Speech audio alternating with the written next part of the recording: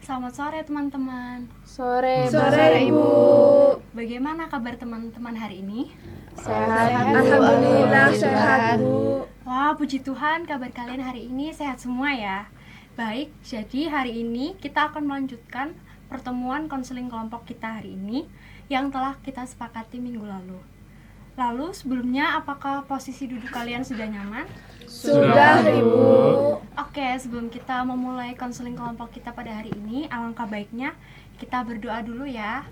Oke, berdoa menurut keyakinan dan kepercayaan masing-masing. Berdoa dipersilakan.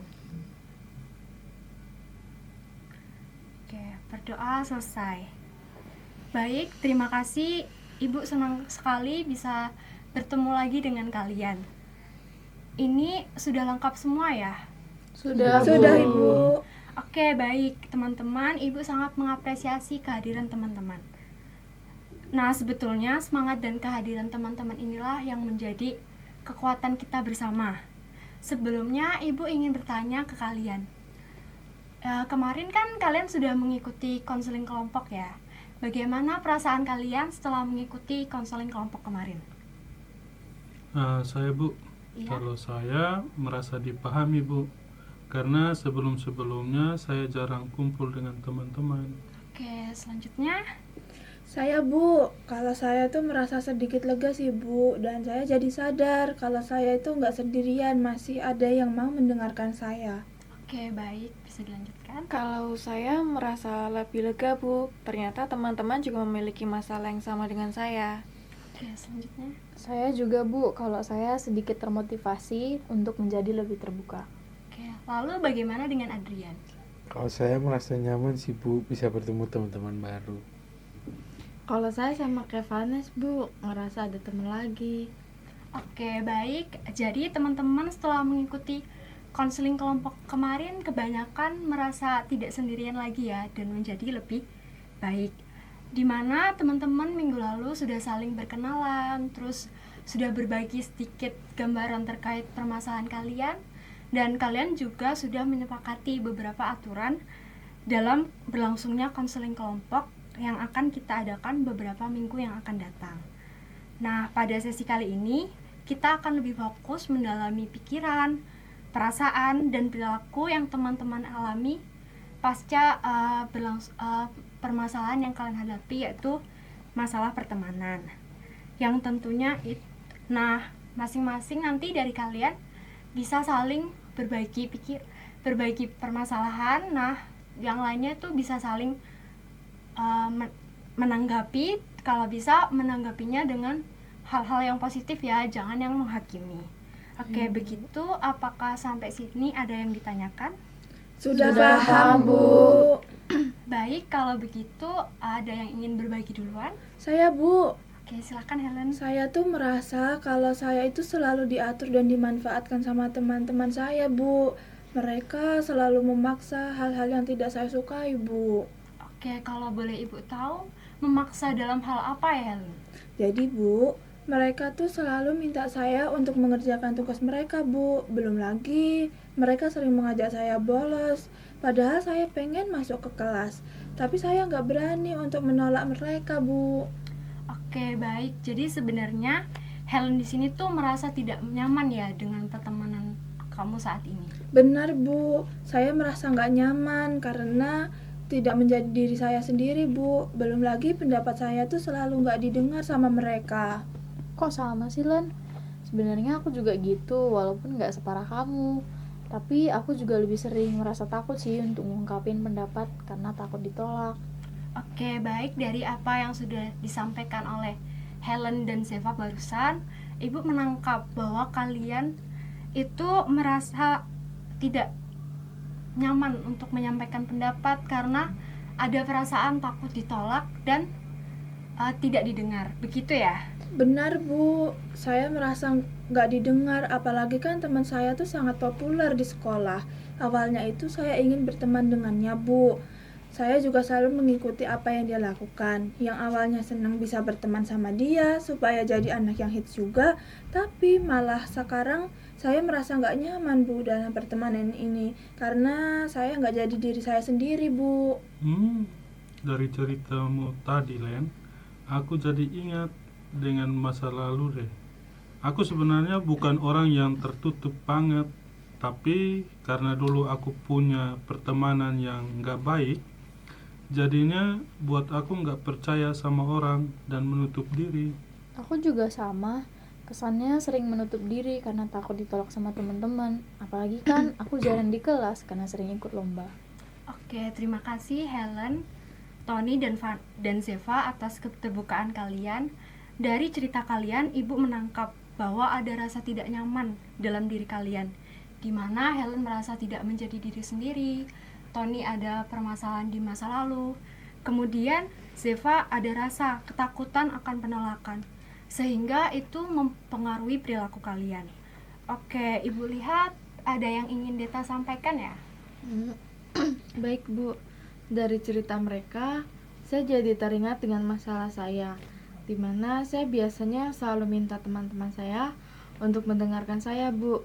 Dan saya juga terlalu fokus pada diri saya sendiri daripada perasaan mereka. Jadinya mereka pergi meninggalkan saya Bu. Aku sama Bu kayak Deta, apalagi saya orangnya ceplas-ceplos kalau ngomong, jarang difilter, dan kadang itu buat orang sakit hati Bu. Jadi setelah mendengar cerita mereka, saya jadi merasa bersalah Bu. Ternyata jadi orang yang gak didengarkan itu sakit.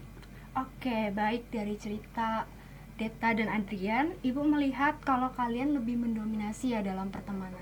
Begitu. Iya Bu, saya biasanya selalu mau didengar kalau misalnya lagi cerita. Terus saya juga selalu jadi cetar dalam pertemanan. Jadi mungkin teman-teman saya pergi karena capek menghadapi saya Bu. Iya Bu, apalagi kan saya orangnya ceplos-ceplos Bu. Jadi mungkin teman-teman saya pergi meninggalkan saya. Tapi ada baiknya kamu jadi orang ceplos-ceplos, Adri, daripada ngomongin orang di belakang dan itu malah membuat orang sakit hati. Iya itu benar. Daripada ngomongin orang di belakang, mending ngomong aja langsung. Aku berantem sama teman-temanku sekarang karena mereka ngomongin aku di belakang. Mereka bilang aku terlalu sibuk organisasi dan jarang ada waktu untuk mereka. Harusnya kan bisa bilang langsung tanpa harus berkoar-koar ke orang lain. Iya Nes, betul. Gara-gara diomongin di belakang, itulah yang membuatku sakit hati dan menutup dari teman-teman. Jadi lebih baik jujur saja walaupun sakit di awal. Iya Ton, lebih bagus jujur. Walaupun sakit, setidaknya kalau kita salah, kita tahu salah kita di mana. Oke, baik. Dari cerita kalian, Ibu menangkap bahwa kejujuran menjadi poin penting dalam pertemanan dan saling menghargai satu sama lain, sehingga tidak ada perasaan penyesalan. Benar begitu? Benar, Ya, Bu. benar, Bu. Oke, baik. Terima kasih teman-teman atas keterbukaan kalian. Dari cerita kalian, Ibu melihat bahwa masing-masing dari kalian memiliki permasalahan pertemanan yang unik.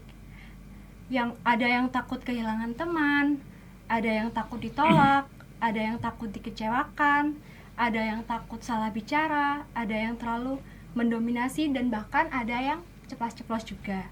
Namun di balik perbedaan itu ada kesamaan, yaitu keinginan kalian untuk memiliki hubungan dengan orang lain. Oke, sekarang mari kita mencoba untuk lebih memahami apa yang sebenarnya kalian inginkan dalam pertemanan. Ada yang ingin memulai duluan? Saya Bu. Kalau saya ingin memperbaiki hubungan dengan teman-teman saya, dan saya juga ingin bisa menghabiskan waktu bersama dengan mereka lagi Bu. Wah, keinginan yang bagus ya, Vanes. Oke, bisa dilanjutkan? Saya Bu, Oke, Jeva. kalau saya ingin punya teman dekat Bu, dan saya ingin berbagi cerita dan pengalaman saya ke orang lain Bu. Oke, selanjutnya. Saya Bu, kalau saya pengen punya teman yang bisa menerima saya apa adanya Bu, dan juga pengen bisa berkomunikasi dengan baik supaya tidak menyakiti orang lain. Oke, selanjutnya. Saya Bu, saya. Kalau saya pengen memperbaiki pertemanan saya Bu, dan pengen jadi pendengar yang baik Bu, supaya bisa membangun hubungan yang lebih baik. Oke, selanjutnya. Saya Bu, kalau saya pengen bisa mempercayai orang lagi Bu, bisa membuka diri dan memiliki teman yang bisa diandalkan Bu. Oke, baik, selanjutnya yang terakhir. Kalau saya juga pengen diterima apa adanya, Bu. Bisa punya temen yang menerima kekurangan dan kelebihan saya. Dan pastinya juga saya pengen keluar dari pertemanan yang toksik. Oke, bagus sekali teman-teman keinginan kalian. Nah, tadi kalian sudah mengutarakan keinginan kalian dalam pertemanan. Sekarang kita akan melihat apakah yang sudah teman-teman lakukan saat ini untuk mencapai keinginan tersebut. Ada yang ingin memulai duluan? Saya, Bu. Silakan. Kalau saya lebih suka menyendiri, Bu, dan fokus pada akademik saya karena saya takut untuk berinteraksi dengan teman-teman, Bu. Takut dibilang aneh karena saya selalu mengejar nilai dan ikut lomba terus. Oke, bisa dilanjutkan. Kalau saya selalu mengikuti apa yang teman-teman mau. Saya takut kalau saya menolak pasti mereka akan menjauhi saya dan juga saya tidak berani untuk keluar dari pertemanan ini, Bu. Oke, bisa Saya, Bu. dilanjutkan. Saya selalu berbicara ceplos-ceplos. Saya pikir teman-teman saya bisa terhibur dengan candaan saya. Oke, baik. Selanjutnya. Saya, Bu, saya selalu menutup diri dan takut kalau saya membuka diri akan dikecewakan lagi. Saya, Bu. Silakan. Saya terlalu sibuk dengan kegiatan saya, Bu, dan lupa untuk menghabiskan waktu dengan teman-teman saya. Oke, selanjutnya. Kalau saya, Bu, saya selalu mendominasi dalam percakapan, Bu, karena saya pikir pendapat saya lebih penting daripada orang lain, Bu. Oke, terima kasih teman-teman. Kalian sudah mau jujur mengenai hal yang sudah kalian lakukan selama ini. Sekarang mari kita mencoba untuk merenungkan apakah tindakan yang sudah kalian lakukan selama ini efektif atau belum. Nah, mungkin teman-teman bisa sharing dalam kelompok kecil ya, yang terdiri 2 orang, bisa dari sebelah kanan atau sampingnya. Oke, sampai sini bisa dipahami? Bisa, Bisa, Bu. Bu. Oke, silakan teman-teman memulai berdiskusi. Gimana kamu? Gimana? Aku bingung sama hidupku sekarang soalnya gimana ya, ribet. Kamu gimana? Aku juga, aku kayak toxic banget gitu loh sama teman-teman. Aku tuh merasa nggak dianggap sama teman-teman. Aku bingung. Ya, teman-teman juga kadang kurang memahami ya gimana sih ini kehidupannya. Menjoin karena Terus itu kayak gimana sih? Terus selain itu masalah itu Aku sih teman-teman, aku suka menutup diri, nggak berani ngomong sama teman-teman gitu, sehingga aku seperti dijauhi sama teman-teman sih. dijauhin nggak? Aku juga sih ngerasa kayak gitu, kayak pendapatku juga kayak nggak didengar. Terus kayak selalu ngerasa dimanfaatin gitu loh, apa-apa aku yang ngerjain tugasnya. Iya ya, kasihan banget kamu ya. Iya kan, kasihan. Iya, memang ya saat ini teman-teman itu gimana gitu. Oke, baik teman-teman. Setelah teman-teman selesai berdiskusi tadi, bagaimana perasaan teman-teman saat ini? Oke. Saya merasa senasib sih, Bu.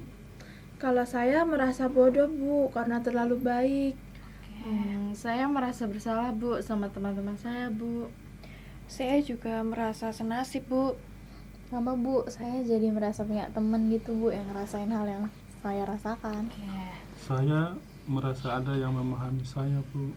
Oke, baik. Jadi teman-teman, setelah berdiskusi ada perasaan yang lebih baik ya, karena teman-teman tidak lagi merasa sendiri dalam persoalan pertemanan yang kalian hadapi.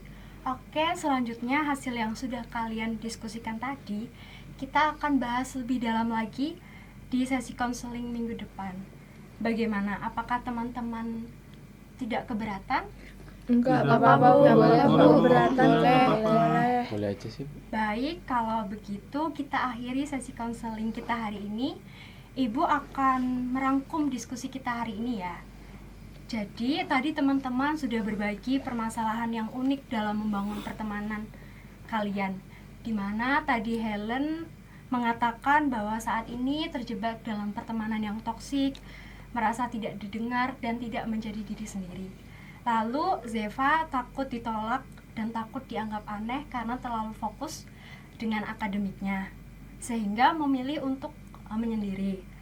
Terus kemudian Adrian menyadari bahwa kebiasaan ceplas-ceplos itu membuat orang menjadi sakit hati dan membuatnya sulit untuk mempertahankan pertemanan. Lalu Vanes merasa bersalah karena terlalu sibuk sehingga teman-temannya pergi meninggalkan kamu. Oke, terus Deta menyadari bahwa kebiasaannya mendominasi percakapan dan hanya fokus pada diri sendiri membuat orang lain merasa tidak didengar. Kemudian Tony yang memiliki trauma di masa lalu dalam pertemanan dan itu membuatmu sulit untuk terbuka dan mempercayai orang lain. Meskipun begitu, meskipun kalian menghadapi tantangan yang berbeda, kalian semua mempunyai keinginan untuk sama-sama diterima, didengar, dan memiliki pertemanan yang baik. Begitu ya kira-kira teman-teman. Benar, Bu. Oke, baik. Jika begitu pertemuan kita cukupkan sampai di sini saja ya. Dan hati-hati di jalan ya. Sampai bertemu minggu depan. Baik, Ibu. Terima kasih. Jadi teman aja. Sorry. Bisa deh, deketin dua manusia. Siapa lagi? Si Adrian anjir, dia mau